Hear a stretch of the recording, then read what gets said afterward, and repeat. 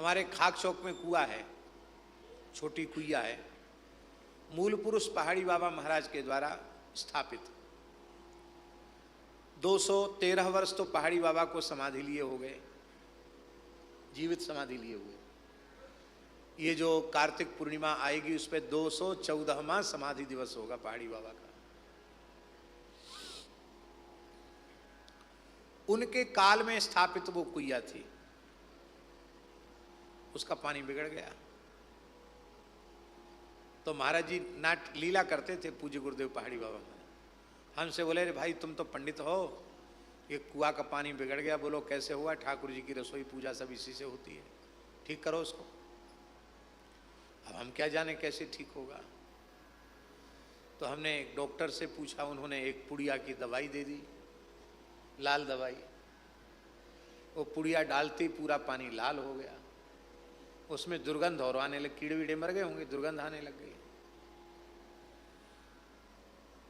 तो महाराज जी ने कहा, अरे तुमने तो और सत्यानाश कर दिया कुइया का, और कुछ उपाय करो। तो एक वैद्य जी मिल गए। यहाँ वैद्य जी कोई बैठे हो तो बुरा नहीं मानना। उन वैद्य जी ने, कोई वैद्य जी तो नहीं बैठे, अब बैठे हुए तो बताएंगे नहीं कि हम वैद्य जी। अच्छी बात बोल रहे हैं, कोई खराब बात नहीं बोल रहे हैं, सही बात। एक वैद्य जी ने कहा, कैसा भी पानी बिगड़ा हुआ हो, चूना डाल दो तो चूना से पानी साफ हो जाता है। हम लोग गौशालाओं में गाय की लड़ावनी में चूना पोतते हैं, उसमें पानी भरते हैं, चूना डालते हैं, जिससे पानी बैक्टीरिया रहित हो जाए और गायों को कैल्शियम भी मिले, उनकी हड्डियां भी पुष्ट हों। अपने यहाँ देखना पूरे गौशाला में सब जगह। तो उन्होंने कहा कि चूना डाल दो। तो हम सोचे भाई इतना बड़ा कुआं है, इतना पानी है, कम से कम 20 हाथ पानी होगा, चलो पानी डाल देते हैं।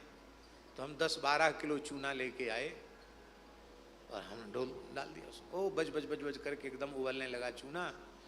अब पानी, और पहले तो दुर्गंध आई थी, लाल था, अब कड़ुआ और हो गया। इतना चूना पड़ते वो कड़ुआ हो गया।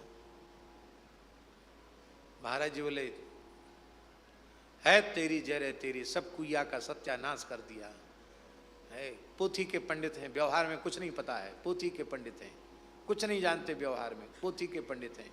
ऐसे एक बात को कई बार दोहराते थे, उनका अभ्यास था। तो मैं हाथ जोड़ के कहा, महाराज जी हम तो अब थक गए, हम तो जानते नहीं कैसे, जैसा जैसा लोगों ने बताया हम करते चले गए और वैसा हो, हम क्या करें। हमने कहा, महाराज जी आप बताइए उपाय। तो विद्यार्थियों से बोले, ए भला गोमूत्र बाल्टियों में इकट्ठा करो। तो गैया का मूत्र इकट्ठा कर लिया बाल्टियों में, ताजा ताजा गोबर उठाओ और गोबर गोमूत्र को घोला है, और घोल करके 8-10 बाल्टी गोबर गोमूत्र घोल के उसी में डाल दिया। तो हम अपने मन में क्या सोचें कि अब हुआ काम, अब रहा सहा और ये गोबर सड़ जाएगा, गोमूत्र है गोबर है, अब तो और खराब हो गया। मन में हमने सोचा, बट डर के मारे बोला नहीं। 24 घंटे तक कुछ नहीं महाराज बोले। 24 घंटे के बाद बोले, निकालो पानी, निकालो इसका सब पानी निकालो। तो बाल्टियों से हम लोग खींच खींच कर कुइया का पानी निकालने लगे, सारा पानी निकाल दिया। बोले, एक बच्चे को उस बाल्टी में बिठाओ जो हल्के वजन का हो, कुआं में भेजो उसको। ए बच्चा, नीचे जितना गोबर हो चूना हो वो सब निकाल के बाल्टी में भर भर के ऊपर भेजो, नीचे बालू निकल आवे। एक छोटा बच्चा था, उसको बाल्टी में बिठा करके नीचे पहुंचा दिया गया। 8-10 बाल्टी, 10-20 बाल्टी होगा, कुछ निकला कचड़ा। इसके बाद उसको बाल्टी में बिठा कर बाहर निकाल लिया, और निकालने के बाद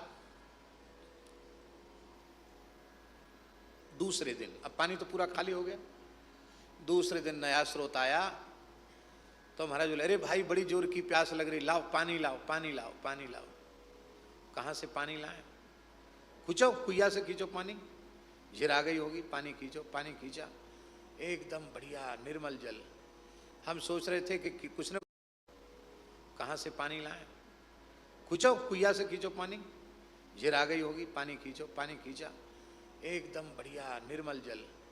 हम सोच रहे थे कि कुछ न कुछ कड़ुआहट तो इसमें होगी, पर महाराज जी ने जल खूब राम जी को मन ही मन भोग लगाया, तृप्त होके जल पिया और सबको कहा कि जल पियो। आज तक उस कुइया का जल अमृत के जैसा है, आज तक अभी भी है। आप जाकर चेक करके देख लेना, पी करके देख लेना, अभी भी उसमें जल है। यह घटना सन 2000 के पहले की होगी, तो 25 वर्ष तो हो ही रहे इस घटना को। गाय का गोबर जल को शुद्ध करता है, यह प्रत्यक्ष अनुभव हमने किया। गोबर गोमूत्र से जल का शुद्धिकरण हो जाता है।